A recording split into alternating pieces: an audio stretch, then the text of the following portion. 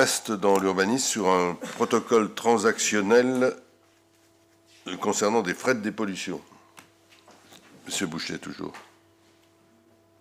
Oui, monsieur le maire, j'ai un peu le regret de revenir sur un immeuble en construction rue du 18 août. C'est pas tout à fait la première fois que je viens au conseil et j'en suis un peu désolé. Donc vous avez vu, hein, donc il y a une construction qui a démarré tardivement, mais elle a démarré maintenant, hein, donc qui est construite par IDEIS, donc l'organisme associé à Haute-Savoie Habitat.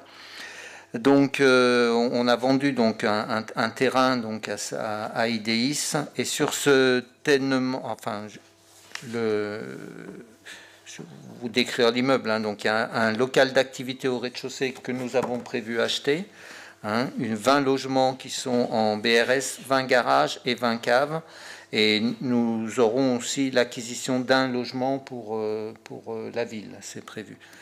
Donc la partie du programme est destinée à être réalisée en accession sociale à la propriété, donc avec le bail réel solidaire, donc ce qui permet de faire accéder à la propriété donc des primo-accédants, des personnes, je dirais, de conditions plus modestes que ce que ne le permet le marché. Voilà, donc hélas, lors de la phase de terrassement, il a été découvert par le maître d'ouvrage de l'opération, donc une ancienne cuve à fuel, donc à fuel, ouais, c'est mieux, située sous l'ancien bâtiment à démolir et dont le service de la commune n'avait pas connaissance du fait de l'ancienneté de la modification du système de chauffage.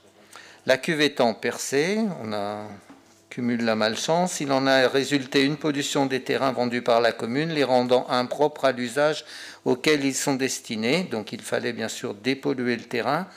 Pour permettre la poursuite du chantier, donc le maître d'ouvrage a procédé aux travaux de dépollution pour un montant de 56 394,05 € et se retourne ensuite, comme il est de coutume, j'ai envie de dire, et comme le fait la jurisprudence, sur le propriétaire qui a vendu le terrain sans prévenir qu'il y avait cette difficulté potentielle. Donc nous avons discuté avec l'OPH et je vous propose donc là, dans ce contexte, que les parties ont décidé de recourir à la voie amiable pour répondre à la requête de l'OPH par la signature d'un protocole transactionnel fixant les modalités de remboursement par la commune de la somme forfaitaire de 56 394,05 € avec comme contrepartie la renonciation à tout recours à l'encontre de la commune.